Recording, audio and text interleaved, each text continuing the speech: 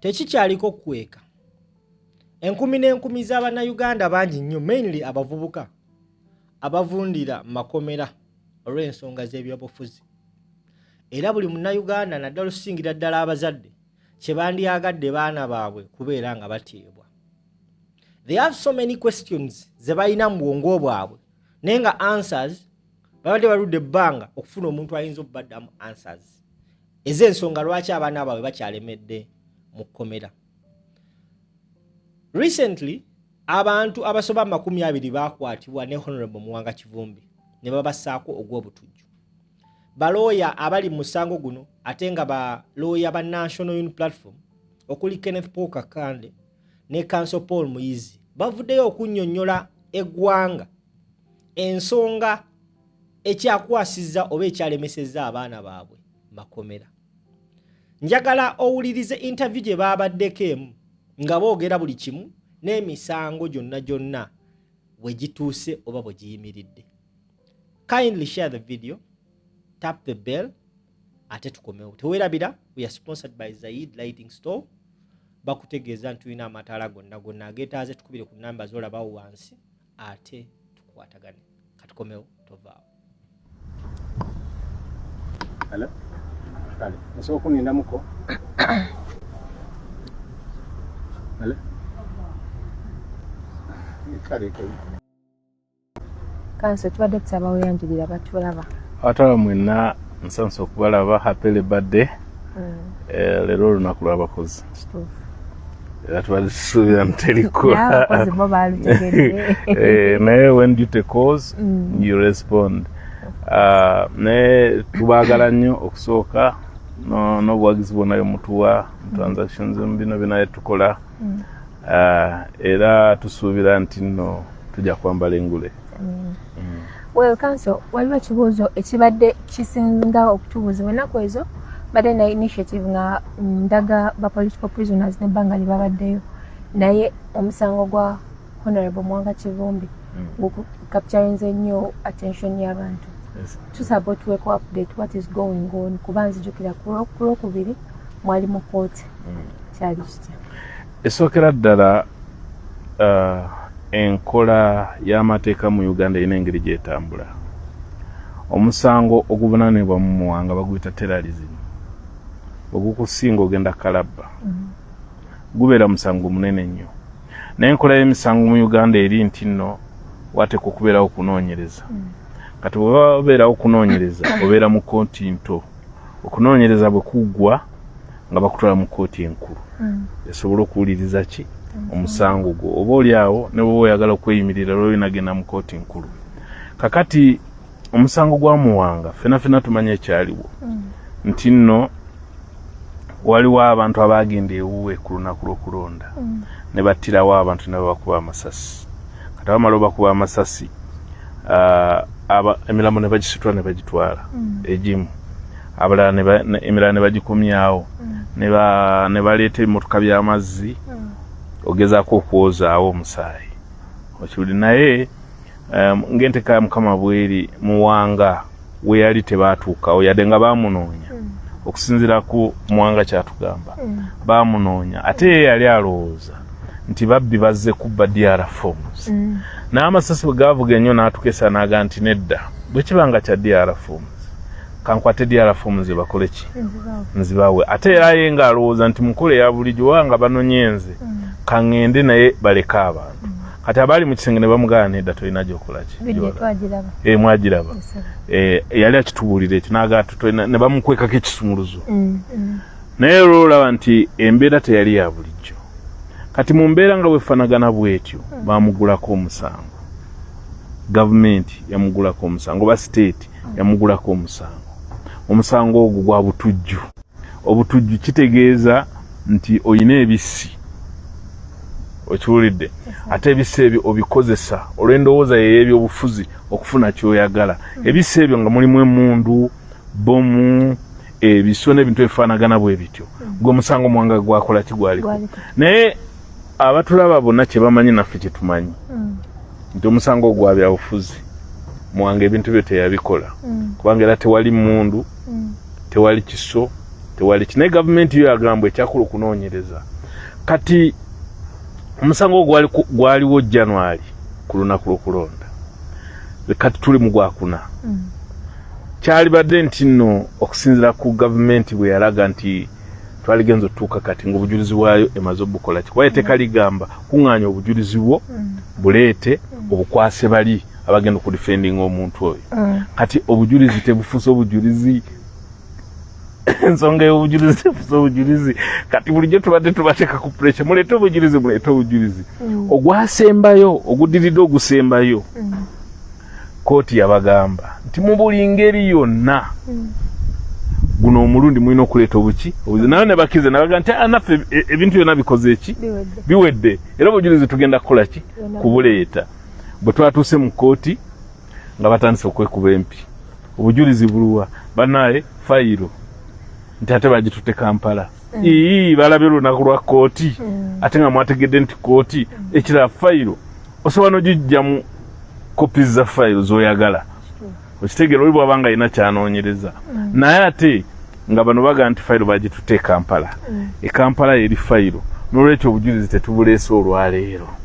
ne tulanga balina emizannyo gye bakoze eki gye bayingiddemu olw'ebbanga lye tumaze emisango egifaanaganako bwe giti tukimanyi bulungi gavumenti kyekola bulijjo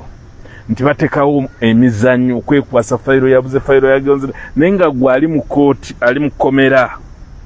obakutwaliriza bakola enkola efaanagana bwetyo ne bakuvuga emyaka enooba 5 mumanyi bamacete mumanyi abaana baffe abeekalangala bonna bakwata ekalangala mu kulonda kuli okwaggwa oyinza okikkiriza nti omusango gw'ekalangala tegutandikanga tewaliwo obujulizi gavumenti bwe yali ereese naye kati omuntu amaze mukomera agenda myaka 6 ogugwa gukyali musango kati kitegeeza nti template yeemu enkola yeemu gye bakozesera gye bagala okukozesa wano okiwulidde kakati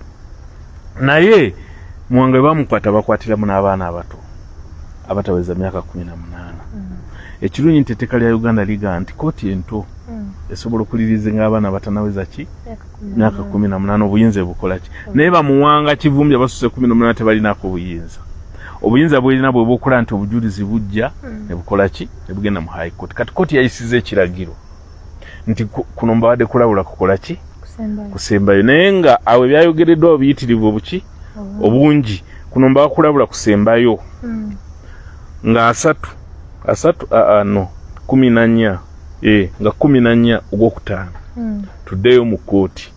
oludda oluwaabi luleete obujulizi bwonna bulina ku muwanga tusobola ogenda mu high court awo we tuyimiridde ku musango ogwo. Wow. So council twalaba nga kooti eyaddiridde esembayo basobola okuta abaana abo abagambibwa nti banaakuweza myaka 18 era abantu abamu ne balowooza nti oba oli awo kinaayambako ne bali abasigadde munda okwanguyirizaako omusango gwabwe. Like what is the fate of bali abasigadde munda effect yabwe ebyetya now that these two are out? Anti kati olaba bw'oba oyagala otegeera omusango guno totunuulira mateeka amateeka gayinza okubuuza olina ogatunuulira ne tegutambulira ku mateeka kankuwa ekyokulabirako ku kino kyemuva okuga twabuuzizza omuwabi wa gavumenti yatugambye nti waliwo abakomplaininze ku fayiro eno abamu ku bavunaanibwa bakomplaininze ku fayiro eno ne tumubuuza complaint ogirina ebbaluwa gye bawandiise ogirina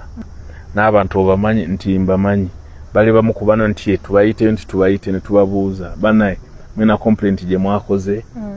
nga baga nti tetulina kye tumanyi kitegeeza omuntu ajja kutegeera erinnya lyo agenda awandika ebbaluwa mu linnya lyo agambe nti akomplaininga naye ng'oli yennyini ate yakikola ki ayagala osigaleyo munda yennyini yakikola naga wawandika kande yakomplaininze kati bo bagaffe bwe twalayo complaint ne tuyita fayiro naye nga bo bennyini bwe batudde complaint ne bagikola ki ne bagiwandiika kakati obwo obuzannyo bufaanagana bwe butugenda bulabanye mu musango guno kwa musango gwa byabufuzi omusajja no tulina omuteekayo alina okukakkana akkiriza akole ki agonde tumuteekako terrorism kubanga naye akimanyi nti guno gw'obutujju bwe gunsinga ngenda kaki kalabba omuntu okugamba obugambi nti tukukutte tugenda bwe gukusinga ate nga kati Muwanga akimanyi bankwatidde bwereere bagenda gezaako okujingajinga ebintu ekigendererwa kyabwe bakikulaze tukutadde ku terrorism ekigendererwa kyaffe twagala gukusinge tukole ki tukuteeke kalabba embeera eyo yokka ina effect gyereeta ku bwongo bwaki ku bwongo bw'omuntu kakati tyenkugenda nti guno omusango olina okugutegeera ekigendererwa ky'omusango guno kukozesa state institution okubonereza entegeera y'omuntu n'obwongo bw'omuntu asobole okukakana ku ebyo byakkiririzaamu n'ebyo byalwa abantu bonna balina eddiini abamu amadiini agasinga okubeera amakulu gakkiriza mu bantu babiri waliwo nabbi Muhammadi ne wabeerawo ne Yesu Kristo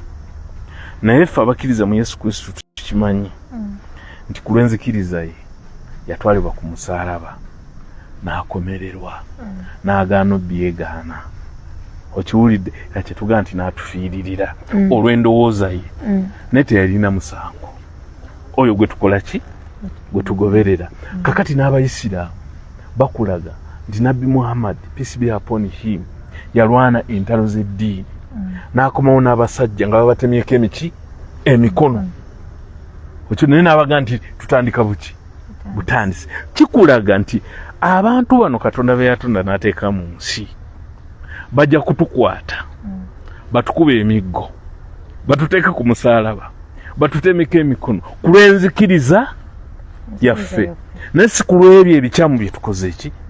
byetukoze kati eyo yenkola eriwo kakati nti Muwanga nga Muwanga ekimukubye ekisinga obukulu nti lwaki vice president wa National Unity Platform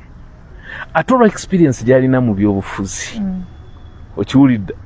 n'ensomesa gy'asomesaamu abantu n'entegeera gy'abitegeeramu oyo ye ng'omuvule alina okukola ki okumenyeka okitegeera kati kasita otegeera ekyo bino byonna ebijja bino luvannyuma ziba nvandiirwa naye kasita otegeera ekyo kati buli muntu lwe baba bamulumba bwe batyo waliwo abagenderako kati bano abaana bulaba bakutte kuba bonna baali ba agenti ba Muwanga ekyo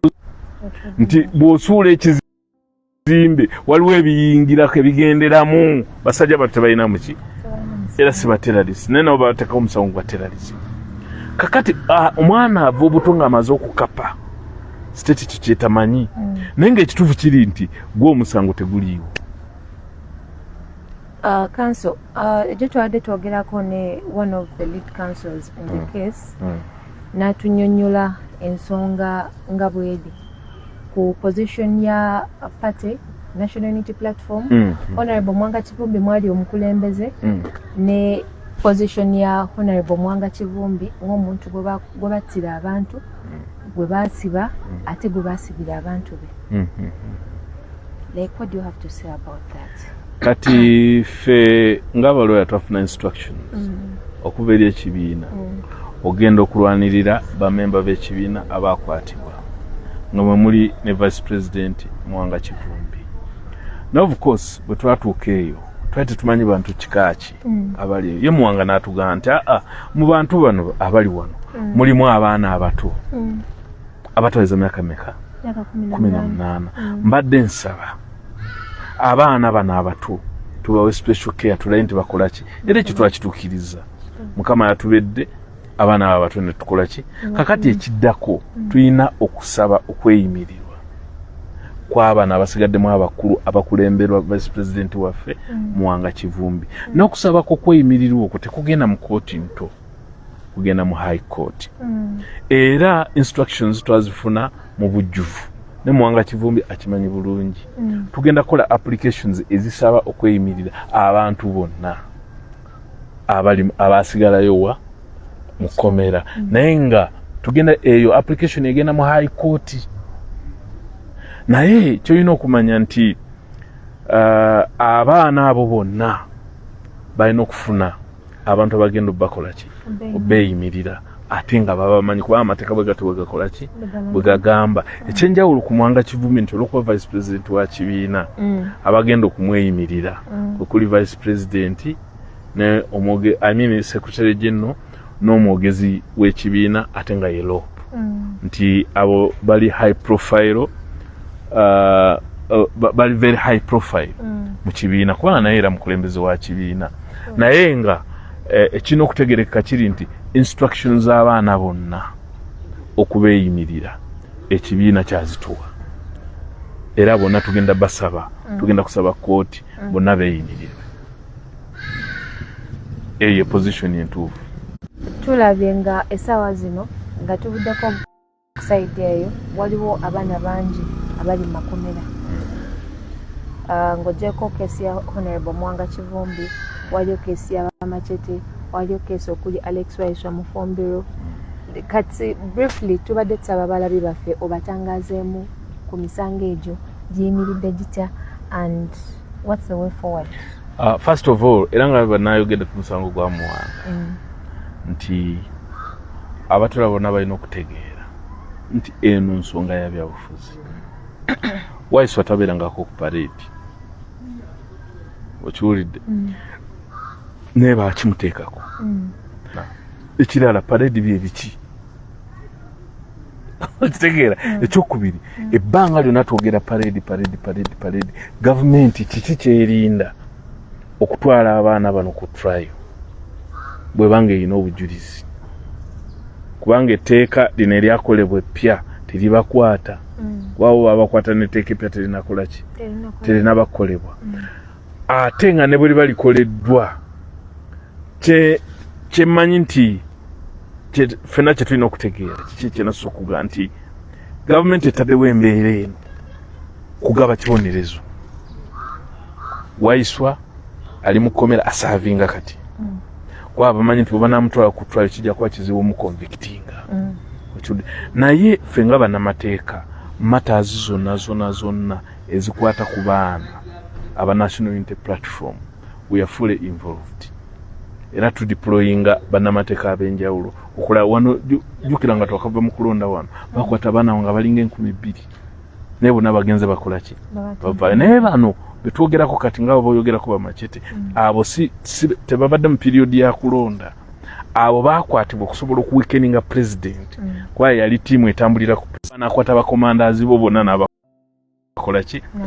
ekigendwa kyabwe kyali kyakumenya spirit ya president okiwulidde ne bawaiswa abo baze babakwata ba Eddie Mutwe abo bonna babubiyanga baze babapikinga nga bagala kuwekeninga kwega kino senga tutegeera ensonga eno tumanya kye tudiringa nakyo omuntu aleme kutunuulira nti guno musango era gugenda kuwulirwa nti omuntu alina omusango gwe yakola ki gwe yaza nedda abantu balina okitegeera bulungi nti gavumenti ekozesa kooti ne prison okuzanya ebyobufuzi okiwudde kakitegeeza ki nti eyali badde yeeyimirirwa teyeeyimirirwa okitegeera nti eyali badde yeeyimirirwa teyeeyimirirwa kubanga kati tufuna omusango gwa Waiswa okiwulidde liyale mulamuzi kyasobola okugaana okuwa beyiro mu musango ogwo naye ola beekyusa ne beenyula olw'ensonga kati kyolina okumanya ebintu bino byonna tulina obiteeka mu perspective nti abalamuzi nabo bantu ate balina ebigendererwa byabwe ng'abantu senga otunuulira kankuba ekyokulabako ojja okutegeera obulungi ennyo senga otunuulira statement ya Archbishop wagirabye Archbishop yagambye nti banaye naye nina nange ndi muntu omanye kyamwogeza kityo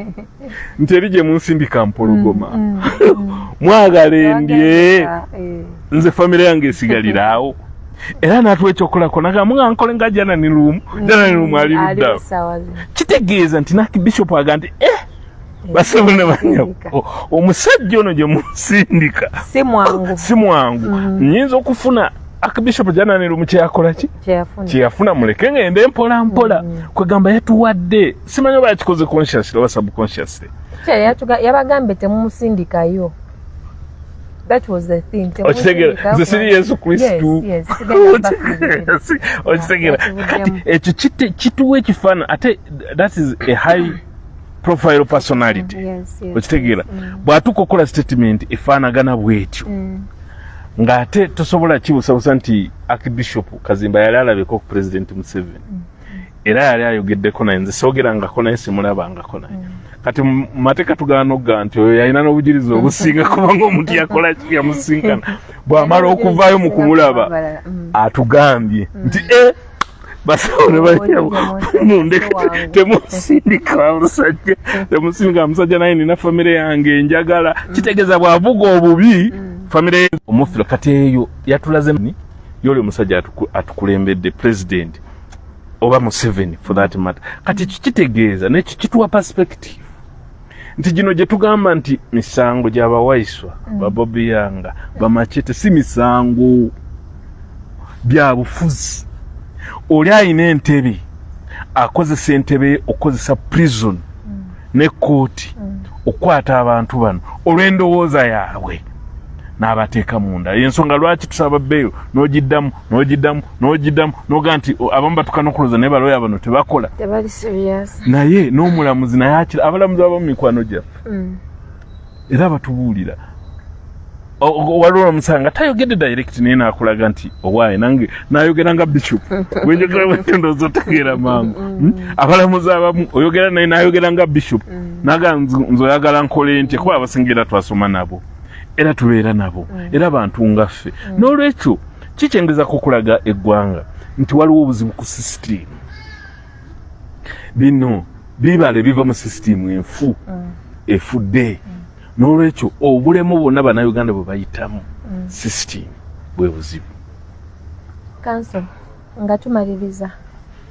twagala otumenyeremenyeremu ku sovereignty bill bali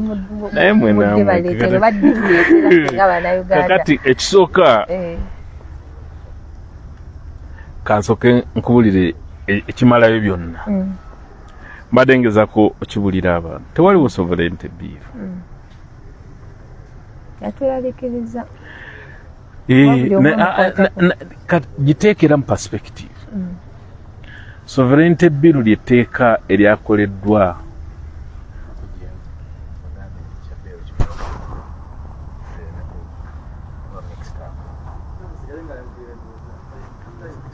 okay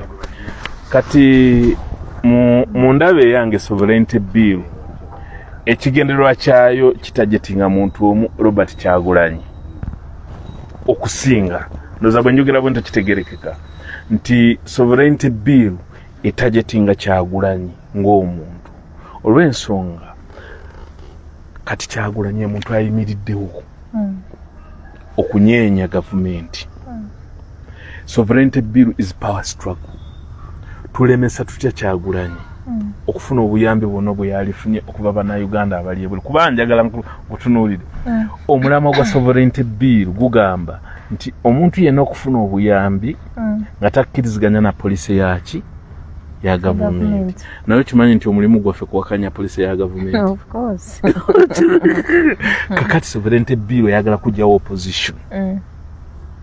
kubanga ffe tukeera ku makya okugamba nti nno UPE nfu polisi ya gavumenti tukeera ku malwaliro temuliimu malagala tuba tuwakanya nkola yaki ya gavumenti tukeera ku makya okugamba nti nno bonna bagaggawale bifu sente bazinyaga polisi ya gavumenti tukeera ku makya okuwakanya nti Pineti 1.2 trillion shillings zebamuwa ziri wasted enkola ya gavumenti polisi ya gavumenti kati kitegeeza nti buli anaakolagana naffe nga naffe mwetuli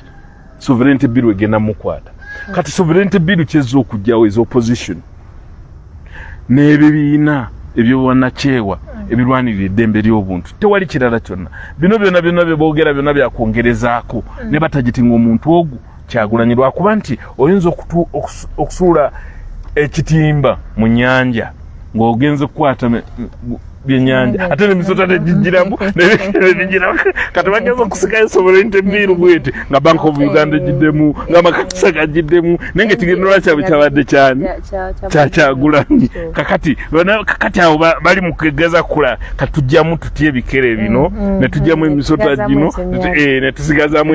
ekyennyanja awo ogitegedde bulungi. Kanso nga tumaliriza obubaka bwoyinza okuwa omuntu aliyo kuba essaawa zino we twogerera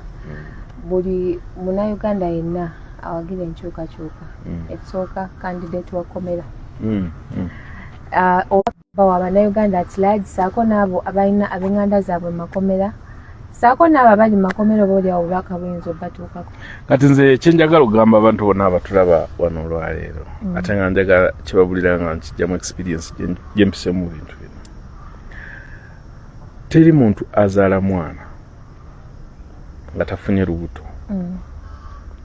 Bw'oba ogenda okuzaala omwana manyi bwe bakiyita olutalo lwa ssanya.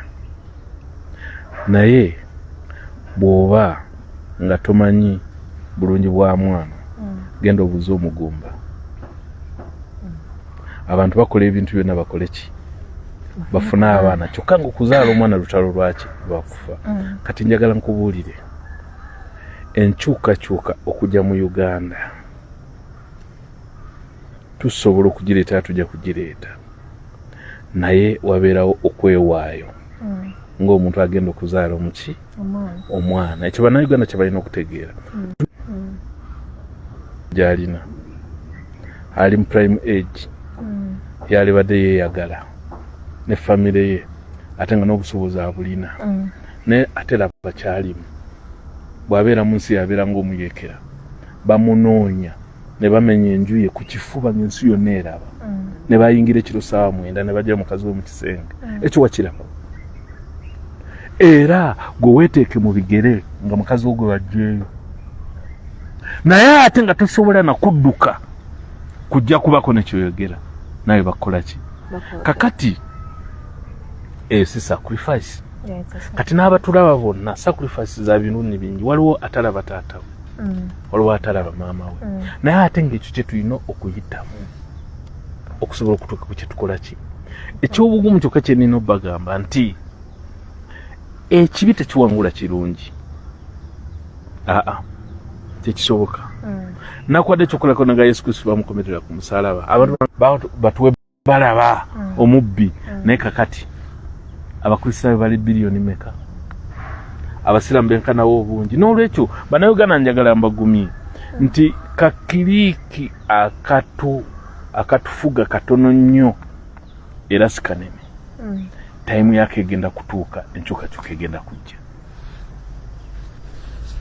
Wow, kanso mulizi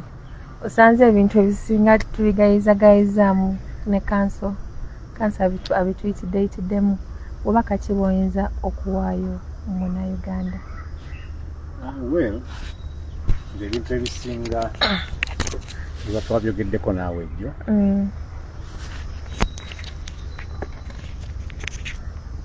ziri ensonga bbiri Munnayuganda zenjagala ategeere betulimu kakati simanyi oba ne petitions azoogeddeko saawa eno bannamateeka tuli mu election petitions naye ate nga saawa y'emu tuli mu kulwana kulaba nti abantu baffe bava mu ki mu makomera botusangidde wano ku ofiisi yaffe naye olaba tubadde mu nsonga za bail bail applications z'abaana baffe abali mu misango gino jo olina ensonga gye wayogeddeko eya the Honorable Muwanga Kivumbi yogeddeko eyo yennyini maze ku meeza yaffe nga bw'omumanyi omulaba alina n'abavunaanibwa abalala 24 abantu baffe balina okimanya ti abavunaanibwa mu kooti ebali sooka 24 Honorable Muwanga Kivumbi ye nnamba emu kyekyo lwaki abamu babadde batubuuza ebibuuzo bingi nga Muwanga Kivumbi n'Omuwanga Kivumbi gwe mwogerako omusango guno emirundi egisinga mu criminal matters wabaawo aba ku mwanjo. Honorable Muwanga Kivumbi bw'otunuulira empaaba eno ye A1 newankubadde banne yabasangayo kati A1 weno ekyayawuse kyokka mu musango guno ti accused number 1 Muwanga Kivumbi ate mu bintu bya bail yagenda okuba number 24 ekyayawuseemu kyokka kyentegeeza nti mu mpoza A1 Muwanga Kivumbi kooti gwekulembeza mu process eno era yasooka era kyekyo lwaki gwe muwulira nti omusango gwa Honorable Muwanga Kivumbi bwe twatwogera nga abapuliida twogera Muwanga Kivumbi abakulembeze bw'ekibiina lwabwogera boogera Honorable Muwanga Kivumbi kubanga gwe mutwe naye bwe twatuuse mu kusaba bail walabye nti Honorable Muwanga Kivumbi na application ye yegenda okukola ki yegenda okusembayo twatandika ne bail application ojjukire y'abaana Muyinda Wilson omwana omuto ne tutandika ne bail application eya Mawanda Paul era abo bo kooti ne tufuna omukisa nekola ki nebata bwe twamazaawo ne tukola application z'abaana abalala basigadde awo baba basigadde ku file 23 kati bail applications zosanze tuli mu kukolako kaakati zeza bantu 22 abo bail applications zaabwe zigenda mu high court owa 23 nga bwe nagambye ejjo Honorable Muwanga Kivumbi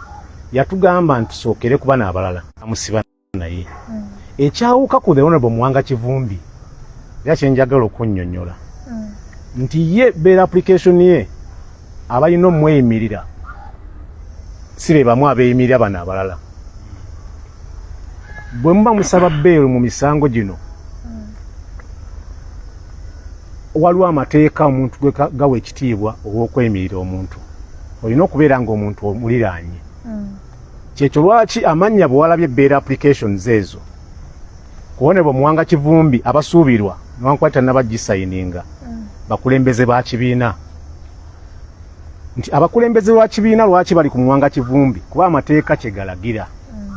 nti omuntu akweyimirira alina okubeera ng'ali mu tuluba lyerimu naawe obanga akusingako okuba substantial toyinza ate kuleeta muntu ali ki wansiiwo ate omusango guno gwa byabufuzi era bannabyabufuzi kyova olaba nti wavuddeyo LOP leader opposition yavuddeyo ne ssabawandiisi w'ekibiina kuba amateeka beebo ge gasuubira okuba nti bebeyimirira omuntu ali mu tuluba lino kuba be bamuliraanye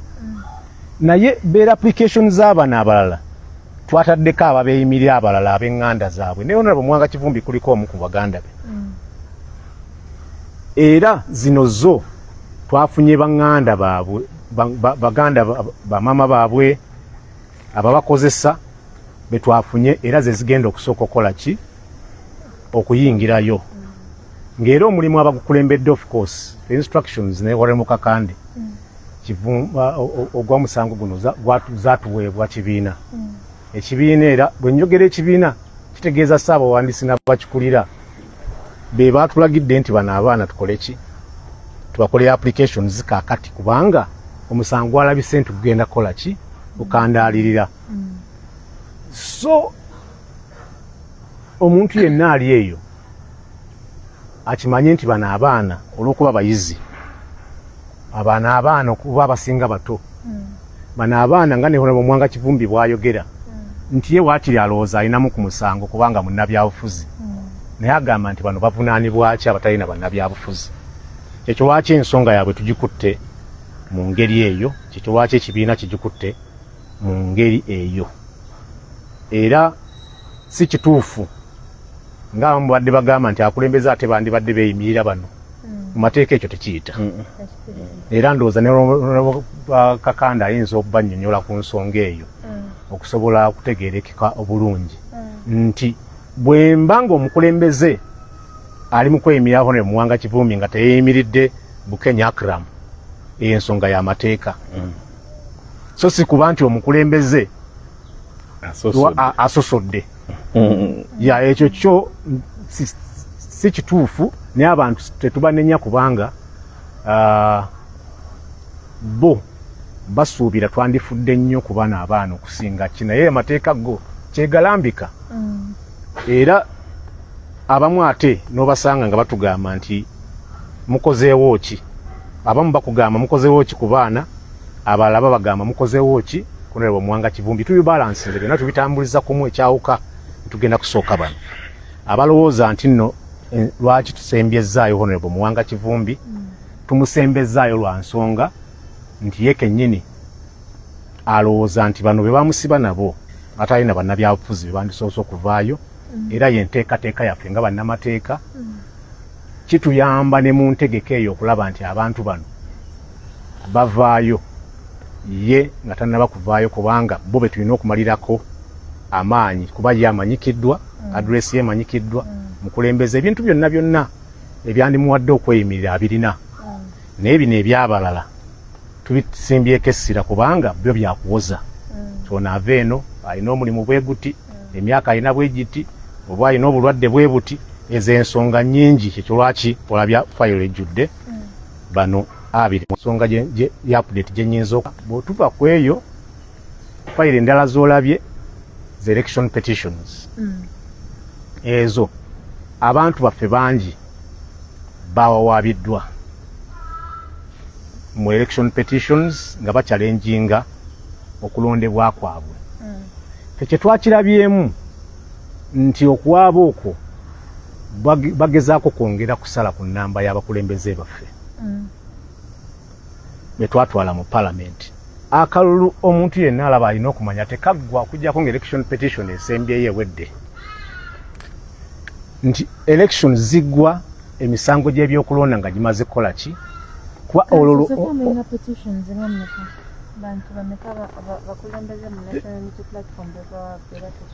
petitions ziringa mu 18 zemmanyi,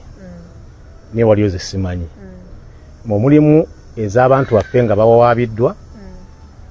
mulimu n'ezaffe ze twafayiringa okugezaako kutaasa oba okununula obuwanguzi bwaffe obwanyagibwa. So nsuubira mu National Unity Platform yokka tezigenda kukka wansi wa 20. Ezo petition ziba nnyingi